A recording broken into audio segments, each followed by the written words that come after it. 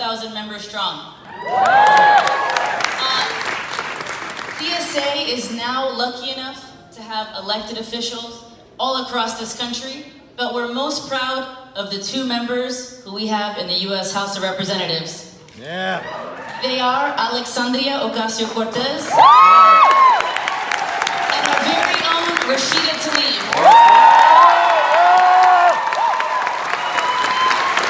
And it's no accident that the 2 DSA members in Congress are the fiercest and strongest advocates for the Green New Deal that we have. So someone just asked me what I'd be speaking about today, and I said I'd mostly be throwing capitalism under the bus. But don't worry, it's an electric bus. Because we organize openly around the values of democratic socialism, I'm often asked, like, do we really need to use the S word? And do we need all these isms? And for me, the answer to that question is simple. Yes. Yes. Because we have to start telling the truth. And here's the deal. The climate crisis isn't being caused by you and me. It's being caused by a very powerful and very pernicious ism called capitalism. And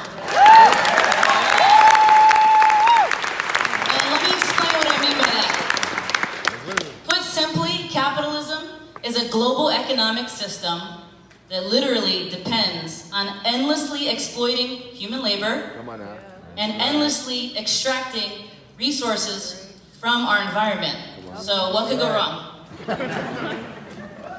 It's a system that does this to deliver profits for a wealthy few while the many suffer, and which treats communities like Detroit, like Flint, like Puerto Rico, where my family's from, as investment opportunities to be abandoned when they're no longer profitable. Now, this is a message you're not likely to hear in the mainstream media or on television. Usually we're told that the climate crisis is about our personal lifestyle choices. Right. That the solution is for us to take shorter showers, to ride our bikes more, to change our light bulbs. And those are all good things we could be doing, but here's the truth. Right now, 100 companies are responsible for 70% of global greenhouse gas emissions. Let me repeat that. 70% of all greenhouse gas emissions in the entire world are caused by literally 100 companies. You said it, not me. So what does this tell me? The climate crisis is a crisis of wealth inequality.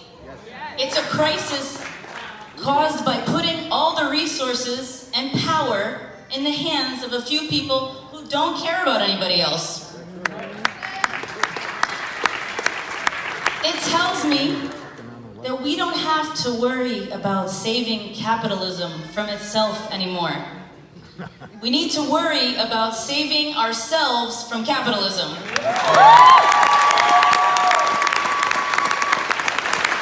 Because billionaires and corporations are not going to stop the climate crisis that they caused.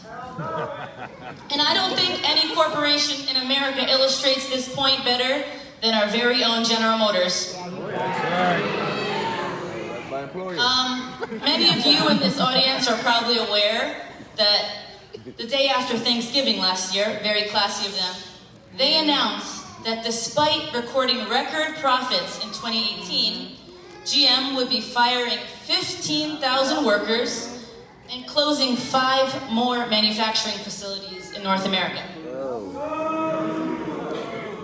That included the Poletown plant that's here in Detroit and Hamtramck. And the thing about that plant that's just incredible is that GM was using that plant to produce one of the few eco-friendly products that it made. The Volt, the hybrid electric Volt. May it rest in peace, because they don't produce it anymore. The other thing about that plant that is completely enraging is that it was built in the early 1980s after the city of Detroit used eminent domain to bulldoze an entire neighborhood, knock down 4,000 homes, churches, and businesses, and then give the land for free to GM. But guess what? It's not profitable anymore. So they abandoned it and all the people who depended on that plant for their economic livelihood. Yep. So right after GM made that announcement, several people in our organization lost their jobs and DSA decided to fight back.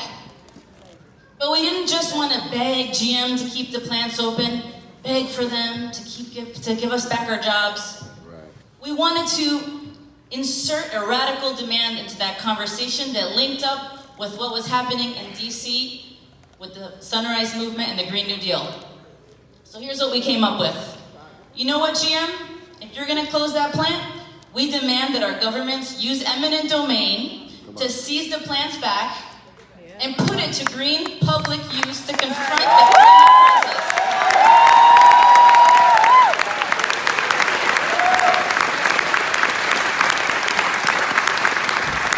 We said, if you close the plant, GM, we want every single cent that you got from taxpayers in Detroit. Whoa! And we said, we don't want corporations like GM controlling our fates any longer.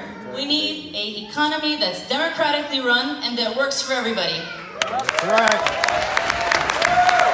And I want to publicly thank Dr. Abdul El Sayed and our representative Rashida Tlaib.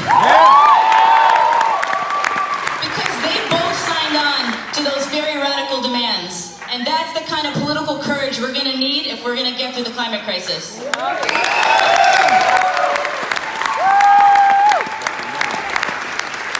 So we had our demands, and we set out to build a coalition of radical labor groups, of environmental justice groups, racial justice groups, community groups, and we organized an action at the annual Auto Show Prom. All the big wigs, all the auto executives, they showed up in their tuxedos and their ball gowns, and we had a message for them. We see you. This is not a time for celebration. 15,000 people are losing their jobs. And we said, you know what? Detroit demands a Green New Deal. Yeah. That action was just the beginning of our mobilization around the Green New Deal here. But I think it helps us understand a little bit about our movement. The first thing is, we've got to work together. When the labor rank and file combines forces with regular citizens, with racial justice groups, with radical environmental groups, we are unstoppable. The second thing it shows is we need a movement that's confrontational, but that puts forward a positive vision for the future. Yeah. Third, we can't just wait around for AOC or Rashida to solve the problem for us. We need to envision for ourselves what the green future is that we want and to define the Green New Deal for ourselves. Yeah. Here's what Detroit DSA has in mind. Instead of SUVs for GM, let's build electric buses and trains and publicly owned companies that the workers control.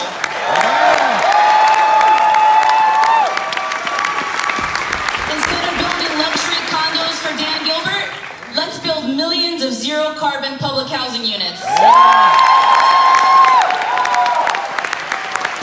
about this? No more parking lots for the Illiches. Let's restore the natural environment.